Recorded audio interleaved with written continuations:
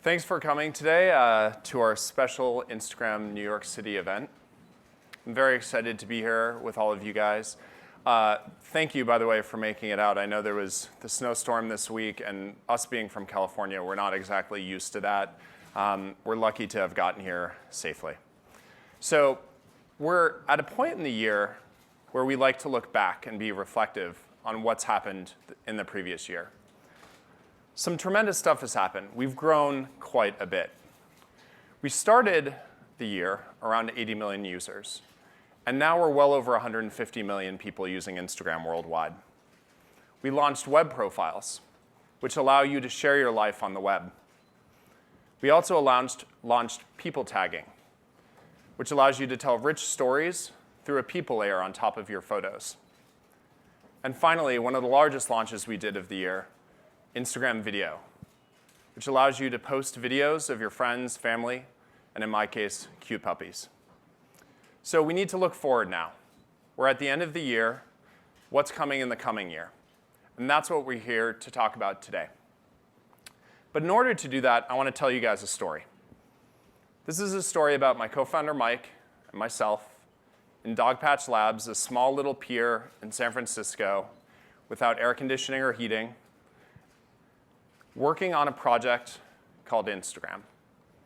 And if you looked on our website at the time we started, it said, a new way to communicate and share in the real world. And why is that interesting? That's interesting because what a lot of people associate with us is beautiful photography. And a new way to communicate and share in the real world doesn't exactly strike a chord with beautiful photography. They seem a little disparate. But what I want to do today is talk about how they're not so different, and in fact, how they're very close. So for us, communication is actually really core. It's not about photography necessarily. And why is that?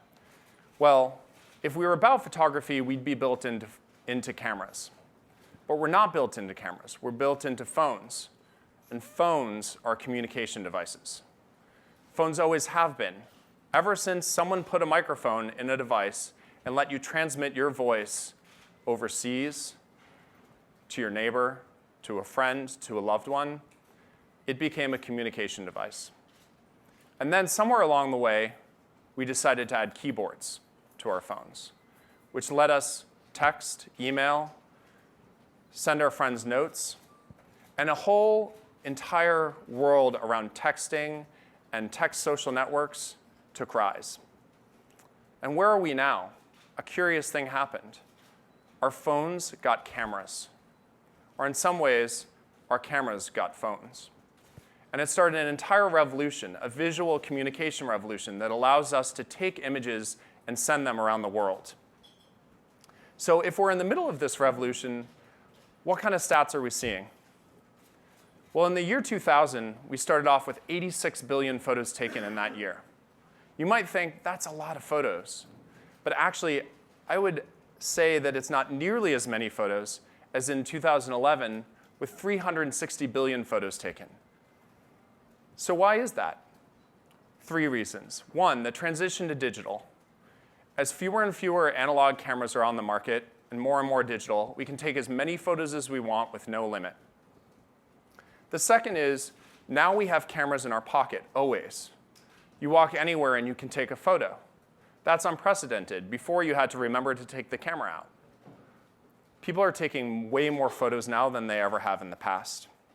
And the third effect, which is a little more unique and a little more nuanced, is the rise of the ability to share these photos. Social networks, like Instagram, like Facebook. You take a photo and you can share it with the world instantly. So now you have a reason to take a photo. It's a way of communicating. So let's set some context here of the opportunity. 4 billion feature phones in the world. Very unlike all the phones that you guys have in this room, feature phones barely run apps, and their cameras are nowhere near as nice as smartphones. So what's the opportunity if today there are only 1 billion smartphones? If there are 1 billion smartphones and 4 billion feature phones, you've got to imagine over time people shift to smartphones, and we'll see an even more meteoric rise in how many photos are taken in the world. And that's all about communication. It's all about sending those photos to other people, because photos alone are just art. Photos, when transmitted, become communication. So let's talk about how we're seeing that revolution happen around the world today. The fact of the matter is that certain images can only be communicated through an image. You can't show scenes like this of Typhoon Haiyan in the Philippines. Jethro Mullen actually took this photo of the damage in Tacloban. You can't show scenes like this through words. You need an image. So it's good that this revolution is happening, because we can actually transmit to the world what we're seeing. Journalists are doing this all over the world every single day using Instagram, and that's really special to us. We also have people in far-off places taking images that you wouldn't see otherwise. So David Gutenfelder in North Korea is taking images behind the scenes where Westerners wouldn't see otherwise and posting them on Instagram. And that's special to us, not because the image itself is special, yes, it's special, but the ability to transmit this image is extremely special. We also have seen how communication and visual communication has inspired people. Recently, with BatKid, 5-year-old Miles, a cancer survivor, decided that he wanted to fight crime alongside Batman. And thousands of people came to the streets of San Francisco to root him on because they discovered it through social media. In some ways, Instagram, Twitter, social media in general allows for people to discover events happening around the world.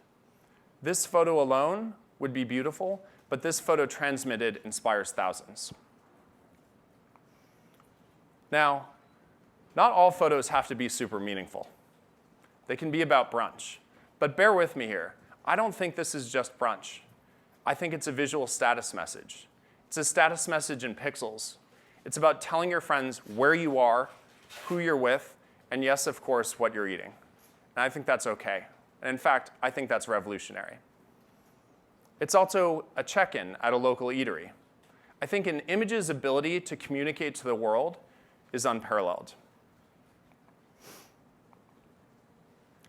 You also have my ability to share videos of my puppy, Dolly, who continues to demonstrate her intelligence. I have to tell you, getting a puppy has been one of the best parts of life. And using it with Instagram is, I'm sure if you follow me, you can unfollow me if I post too much of Dolly. So with such a wide range of uses and so many users using the service, what does that mean in terms of activity? Well, I'm going to tell you today, more than half of our users use Instagram daily. This is about a super addictive platform that lets you communicate every single day, just like you text every day, just like you make phone calls every day. Instagram is becoming a platform for connecting with other people that's indispensable. So I've talked a lot about the background of Instagram now. I think we should probably talk about what we've built. So to set this up, let's talk about a person on Instagram. Let's talk about their needs and what they want to get out of it. So over the last few years, if you're on Instagram, you've built up this really wonderful network of people who follow you. Some of them are your friends, some of them are your family, and some of them might even be people you've met through Instagram. And by the way, that's really inspiring because there are these communities that have been created around Instagram.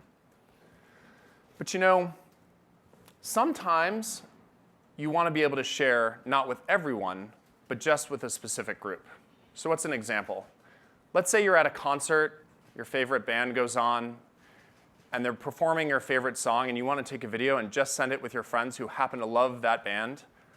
You can't really do that on Instagram today.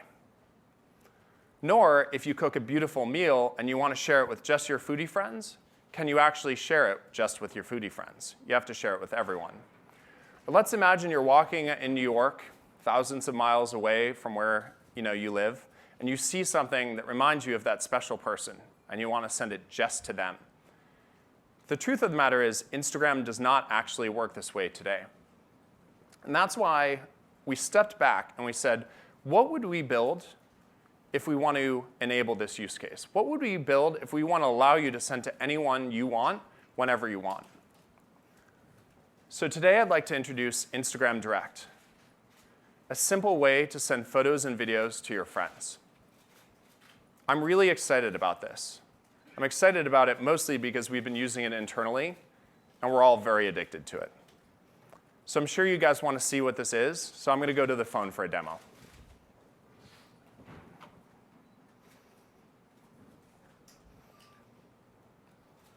So let's go to the phone. So here you see Instagram as it is today. This is my feed. Let's imagine we're in a situation where I want to send, you saw my photo or my video of Dolly before. Let's imagine I want to send a photo of Dolly to my girlfriend, Nicole. How would I do this using Instagram? Well, the first instinct would be, let's tap on the camera button. So let's go to the camera, and we see we have a beautiful photo of Dolly. But let's scroll down through the, by the way, many photos I take of Dolly, to this one. I think this is a great photo. One of the things you'll notice, by the way, if you're into iOS, is that we've redesigned the camera UI to fit within iOS 7, just like the rest of our app. So I'm going to go ahead and select my favorite filter, Mayfair, which makes Dolly look pretty great. I'm going to tap Next and see a really familiar screen.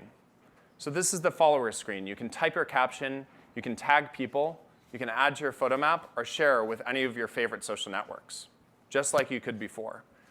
But in this case, I want to share directly with Nicole. So I'm going to go ahead and tap over to Direct on the right-hand side. And by the way, I can always tap right back to followers if I want to. But in this case, let's share with Nicole. So I come in here and I say, what message do I want to send to Nicole?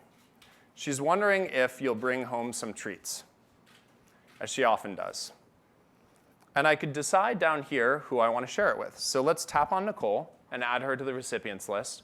And by the way, if I want to, I can add up to 15 other people, or I'm sorry, up to 15 total. So my co-founder, Mike, and my friend, David. But let's actually just send to Nicole this time. So I'm going to scroll down. When I'm done, I tap the Send to One button at the bottom. I'm going to tap this. And I'm not going to rate Instagram, although I love it. I think that would take up some time. So here I've sent a photo, and let's actually see what I sent. So if I tap in, you see that it's from me. You see my profile photo to Nicole's profile photo. And you might be wondering, why is Nicole's profile photo actually faded out? And that's because what we wanted to do when you're communicating with someone is not make it be asynchronous. Let's let you know when the person has seen your photo. So when Nicole opens this photo, you actually see that her profile photo fades in and you get a check mark. So if I have sent to 15 people, whenever any of those people view, I get a little check mark next to their profile photo to know who's seen it and who hasn't. This is really important for communication because it's a two-way street. Also, if Nicole decides to like the photo, her check mark turns from a check mark to a heart.